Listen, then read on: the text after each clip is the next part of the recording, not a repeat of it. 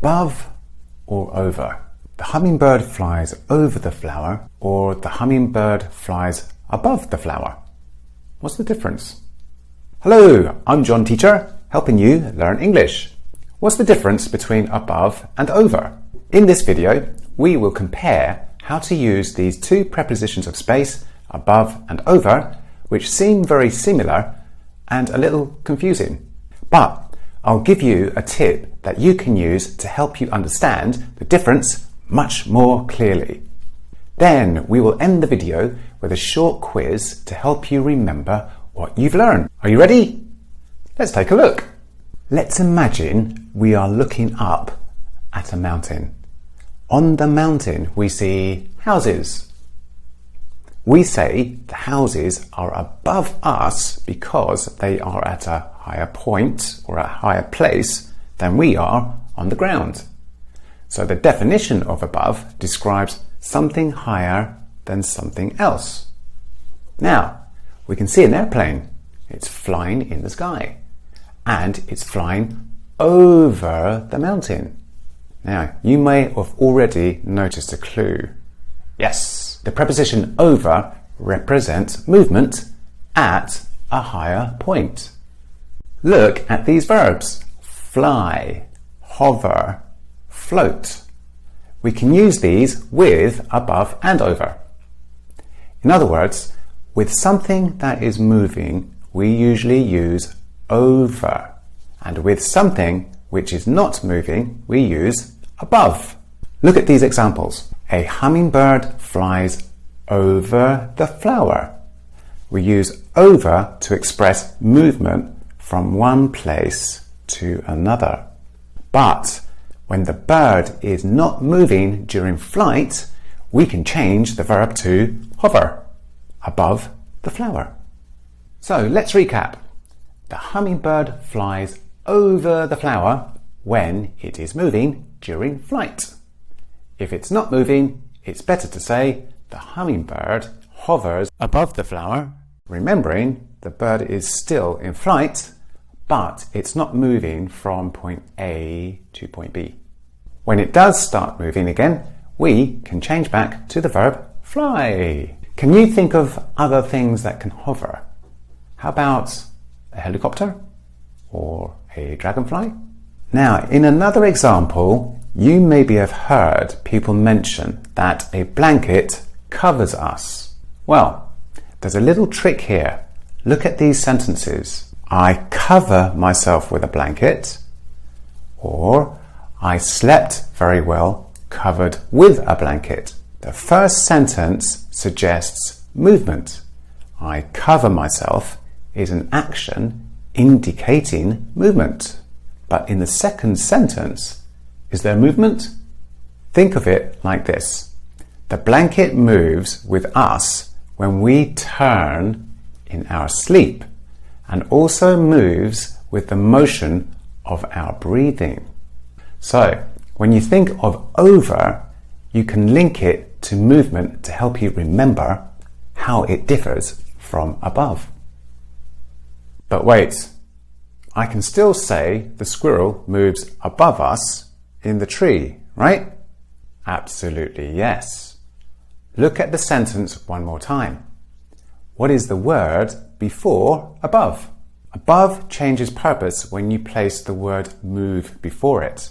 The term above is modified by the word move, like in this example. The squirrel is above us somewhere, but we're still determining its position because it moves so quickly. The squirrel is above us. Where? Oh, there. Oh, no, it's there. It's above us. It's still above us. When we hear the word float, do we think of movement? Or do we think of an object being moved by wind or water? Think of a cloud floating in the sky or a leaf floating in the water. In the following sentences, is it better to use above or over? He saw the ghost float over the school. He saw the ghost float above the school. Well, do you remember the hummingbird? If it's moving, we can use over. And if it stops moving, we can use, yes, above. Let's do a quiz to see how much you've just learned. Now, I made a little quiz for you guys. As you can see here, there is a sentence and two options. One is it is moving and it is not moving. And here we have a 5-second countdown so that you can do this really quickly because we know that you are very genius. Now, let's start. The helicopter hovered above the mountain. 5, 4, 3, 2, 1. It is not moving. Good job. Next one. The hummingbird hovers above the flowers. 5, 4, 3, 2, 1. It's not moving. All right, next one. The dragonfly hovers above us. 5, 4, 3, 2, 1. It's not moving. The helicopter flies over the mountain. 5, 4, 3, 2, 1. Did I give that one away?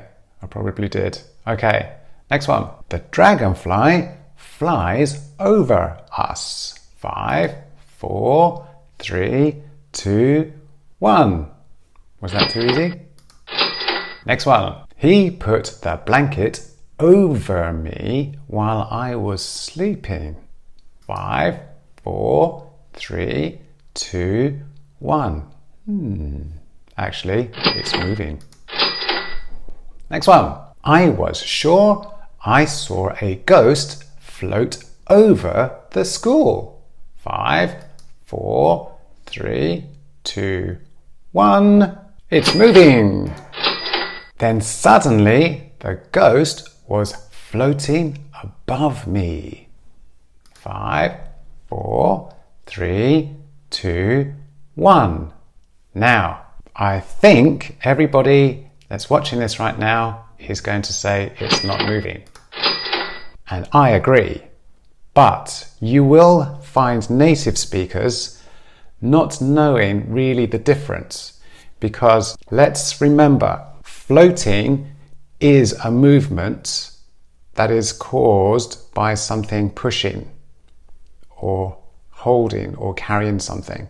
So even though the object itself is not moving, there is movement in the air. So that can be confusing, even for native speakers. Anyway, it's not a great big importance, but it's definitely worth thinking about. And I'd love to know what you think about that in the comments. I hope that helps you understand the difference between above and over. And if you have any questions, please leave them in the comments below. I'd also like to say that I'll be adding links for materials for these lessons in the future.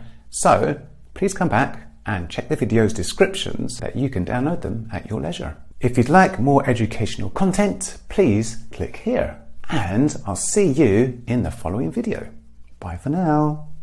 Bye.